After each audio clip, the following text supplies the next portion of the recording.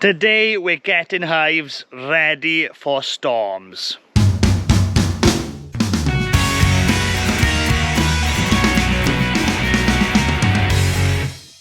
Hello, I'm Griff Rees, looking at Griffith. Here we talk everything beekeeping, farming, countryside living, how we do reviews as well. Now I'm up in Pembrokeshire today, doing a few jobs, treating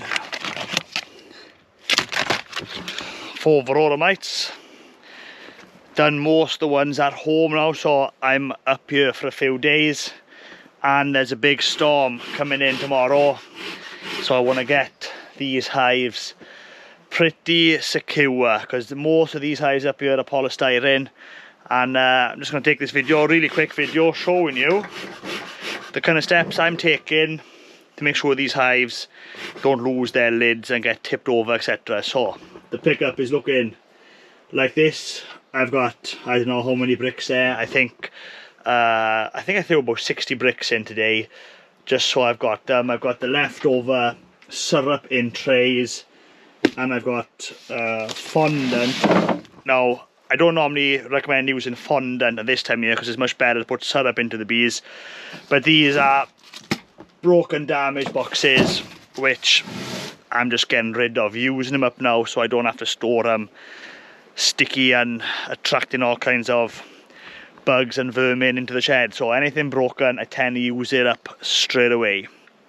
So this is the apiary. This is in Castell Henllys, the medieval Iron Age site, and we've got a mixture of poly mainly and some timber. Now luckily you can see the polys, they've already got a strap, but they're going to get 2 bricks each as well, and the timber ones are going to get 1 brick. Now what caught my eye here is, look at the hawthorn here. Look how many berries there are on that. Bees are also working the ivy.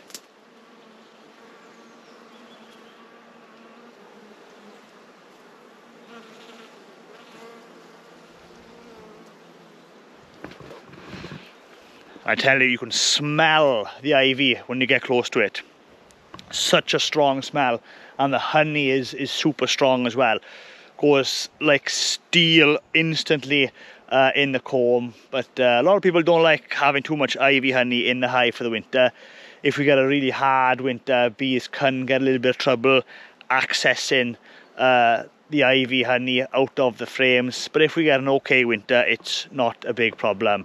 But just bear that in mind. The bees are working that at the minute, and they're backfilling the hives with it. Right, I'll go show you a hive once I've had them treated, to show you exactly what kind of setup that I'm going to have these hives over ready for tomorrow's storm. So here's an example of what I've been doing. Hive is fed and treated, bricks on top plus a strap on the polys. Now if you were really concerned, you could take the strap all the way and tie it to the stand. I haven't done that. I don't think there's any need, not for this storm anyway. And then on the hives, just a single brick because this is heavy, and then no strap required. It's just sitting on the stand. Now I think that's adequate. Now ideally, when storms are coming, you wouldn't have this gap,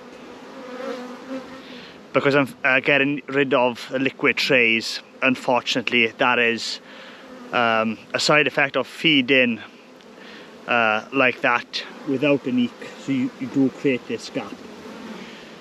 But they're only going to be on for another week, 2 weeks max, and they'll be off. So it's just one of those things for me to bring, I don't know, 80 odd eeks up to Ceredigion and Pembrokeshire with me. That's basically a full truckload without all the other stuff that I've got in there. So, you know, it's not feasible for me to do. If that was 2 hives in the back of your garden, then an eek would be much better. It'll stop the wind getting in there as well. So we'll go to another site and show you some more examples. Right, so I'm down at my nearest site to the sea. It's literally less than a mile that way. And one lid's already off here.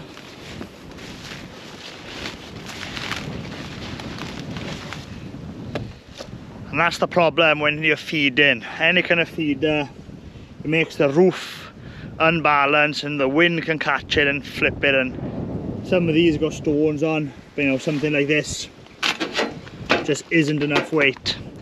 So we got bricks, because this is a very coastal site. Even though there's no poly hives here, everything will get 2 bricks, and I'll show you that once I finish treating and feeding this site. Got a bit of company. Goodbyes. This will be maybe the last site I'll do today. See how it goes, or I may do another small one on the way back. Either way, I'll have to come up here again Thursday, Friday. No point coming in tomorrow in the storm, but certainly Thursday or Friday I'll be back up here to finish the bees up here. I finish the few sites I've got on at home, and we'll start concentrating on extracting.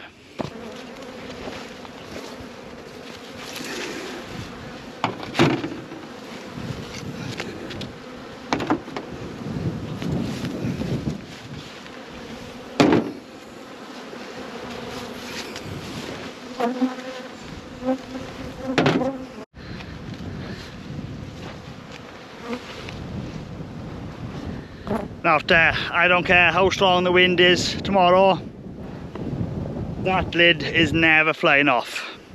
Now, if you're wondering why I'm putting 2 bricks and a stone on these and only 1 brick on the timber hives that was on the other side, well, these are different lids.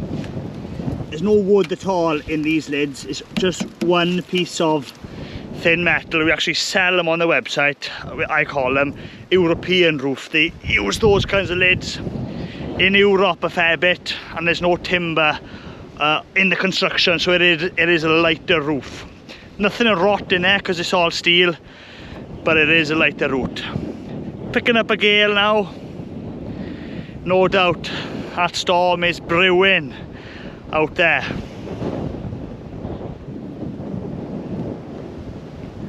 Still a nice dry day, but I'm confident the bees I've been to see today, they're not gonna be bothered by the storm and the wind tomorrow. Now, when I'm closer to home, it's easy to take bricks out with a bucket and the tractor. And basically, you'd think these poly nukes would be at serious risk of storm damage. But this time of year now, these nukes are fed down. There's a fair bit of weight in the nuke, so the nuke isn't going to blow off. The biggest risk is the lids flying off. Now, they are notorious for flying off. So we're going with 2 brick and a stone. The stone was already here. I think bricks is probably the best way to get your hives ready for storms. Bricks are very handy in the season as well. You can write on the bricks like I've done here. BH plus a border honey queen in there, so you got a brick you can write on, and you even got the like the inspection method of the brick. So if say a hive is queenless in the season, then you can leave the brick upright, or if there's a problem you can leave it on the side, or if you leave it upright like that, that means something else. Bricks are very versatile and very handy on hives, so I love having bricks on hives. But basically, you know, up until now, 1 stone in the middle has been fine on this site, where, you know, something like that is just not good enough when we get these high winds, 50, 60, 70 mile an hour winds. So you want your nukes to have this kind of setup really. Now, if you are tempted with straps on nuke yards, fair enough if it's in your own place. But if you're going to have nukes far from your base, where you're not keeping an eye on them, having a strap on them makes them very nickable. Very, very tempting for people to steal hives that's already strapped, especially nukes. You'll be able to carry 2 nukes at a time with a strap through it. And, you know, a bit more work if someone wants to come and steal these nukes. They've got to take the bricks off and put a strap on, and, you know, they're on site a little bit longer. That can be a big deterrent. So we're very much big fans on bricks. Old bricks as well. Now, if you're a bit of a history buff like me, I like old industry and everything. I like to see where these old bricks came from. So I always look, this is a Trimsaran brick. So that was a local brickyard near Llanelli. Probably one of the best bricks you could ever get. Outstanding brick. And then this one here, this is a Darwin brick. Again, in Llanelli, there was a brickyard there. And I've got some bricks, you know, that I've had for free. And there's a lot of bricks down Ammerford Way. I've even got a Cynghordy brick, which is very, very rare. And you know, these old bricks, I can't tell you how heavy that is. That is probably 2 to 3 times the weight of a normal engineering brick. So if you get yourself some old bricks, builders, etc., thrown away, they make the best bricks for beekeeping. Alright, that's everything done, yeah. Now, one good thing when you're locating apiaries, especially nuke yards, you always want them behind a hedge. 2 hedges ideally. So just this area of woodland and that hedge, which is, I don't know, 6 foot high, is going to offer these nukes a huge amount of protection. Never have nukes out in the middle of the field because you're asking for trouble. You've got a natural protection there, being a hedgerow or an edge of a woodland. Always use it. Right, do some more and head back home.